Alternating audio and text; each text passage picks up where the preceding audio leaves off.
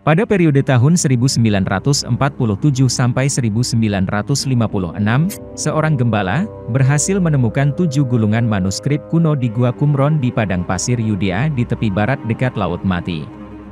Manuskrip itu kemudian dikenal sebagai Dead Sea Scroll atau Gulungan Laut Mati, yang terdiri atas 981 teks dan memiliki nilai religius serta historis tinggi. Naskah pertama ditemukan oleh orang-orang nomaden Baduy, kemudian pekerjaan tersebut dilanjutkan oleh ekspedisi para arkeolog.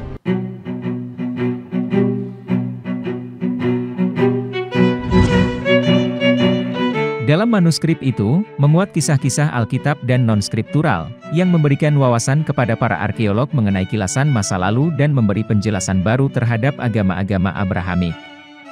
Fragmen-fragmen Dead Sea Scroll lalu difoto dengan kamera Alpha 12 Max, yang memiliki panjang gelombang cahaya berbeda sebanyak 28 kali, dan teknik ini telah berhasil mengungkap huruf atau kata-kata yang terhapus maupun yang rusak.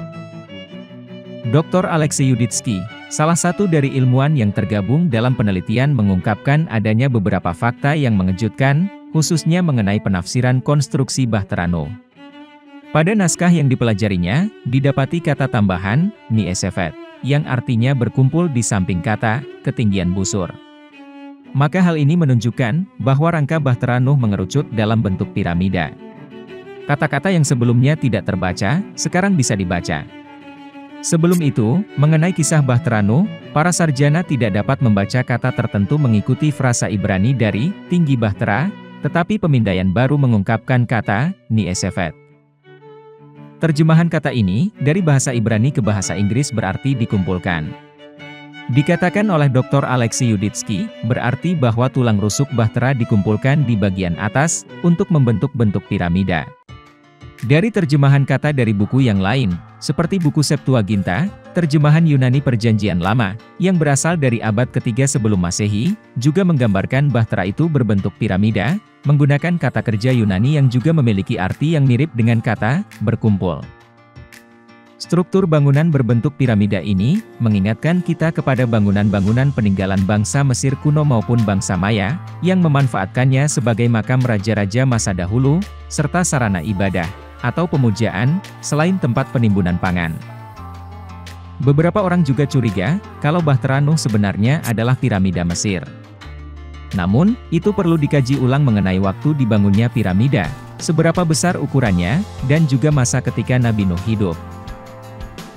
Tidak hanya itu, di Indonesia pun, disinyalir bangunan megalitik Gunung Padang Jawa Barat, memiliki struktur berbentuk piramida, dengan penanggalan radiokarbon yang menunjukkan bahwa di lapisan 1 berusia 3.500 tahun, lapisan 2 berumur 8.000 tahun, dan lapisan 3 sekitar 9.500 hingga 28.000 tahun.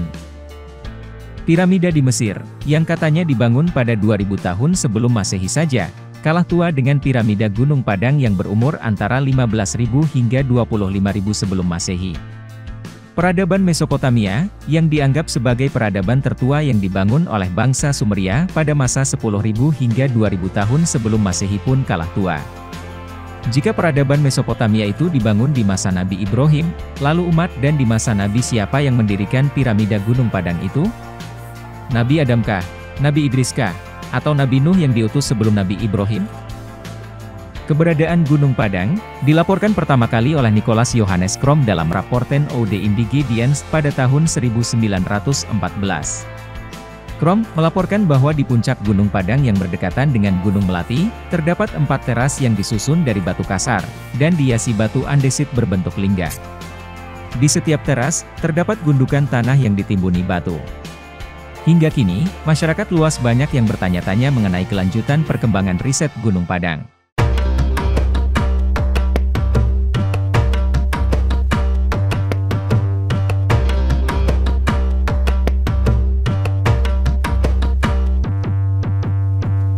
Berdasarkan riset yang dilakukan TTRM, Tim Terpadu Riset Mandiri, para peneliti sudah berhasil membuktikan lapisan pertama sepanjang 1 meter, lalu lapisan kedua 4 meter.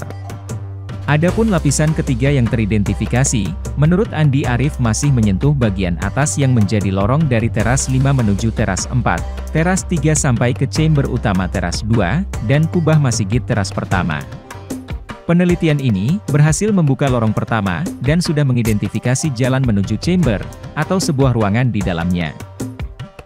Dari ekskavasi dan coring serta pemindaian, sementara disimpulkan, Gunung Padang bawah permukaan adalah bahtera yang menjulang tinggi membentuk 3 bangunan berkubah mengecil ke atas, yang membentuk segitiga ke bawah sampai kedalaman 70 meter, ditopang oleh konstruksi seperti bentuk piring raksasa sampai kedalaman 220 meter. Namun, masih butuh penelitian lanjutan, terutama memindai kembali secara komprehensif jalan menuju chamber utama, yang akhirnya bisa memberi banyak informasi fungsi bahtera megastruktur ini. Setelah meyakini keberadaan chamber atau ruang besar di bawah permukaan situs megalitikum itu, selanjutnya, tim terpadu riset mandiri melakukan uji tomografi. Tomografi sendiri adalah pencitraan yang tidak merusak untuk melihat penampang lintang sebuah objek, sehingga terlihat seperti diiris atau disayat dengan menggunakan gelombang seismik atau gempa buatan. Hasil tomografi yang dilakukan di Gunung Padang menyempurnakan hasil penelitian yang dilakukan dengan metode geofisika lainnya, seperti geolistrik, georadar, dan geomagnet, serta pengeboran. Hasilnya ternyata sungguh luar biasa, menyempurnakan temuan yang sudah dilakukan dengan metode geofisika lainnya, yang memperlihatkan stratigrafi dan kekosongan ruang, akibat tersedotnya sejumlah besar air. Kita akan tahu penampang lintang di bawah setiap line. Anomali bawah permukaan berupa rongga, perlapisan bisa tercitrakan dengan baik. Chamber yang selama ini menjadi perdebatan kini sudah menjadi kenyataan yang tak perlu diragukan lagi, kata juru bicara tim terpadu riset mandiri, Erik Rizky. Dengan adanya penemuan bangunan-bangunan kuno dengan memiliki struktur piramida di berbagai tempat di dunia, mungkinkah ini merupakan simbol monumental atas keberadaan bahtera Nuh di masa lalu? Lalu, apakah situs Gunung Padang ini ternyata adalah bahtera Nabi Nuh? Mengingat, kata bahtera, tidaklah harus kapal yang berbahan dasar kayu. Kita sambung misteri ini di video berikutnya. Jangan lupa subscribe dulu bos.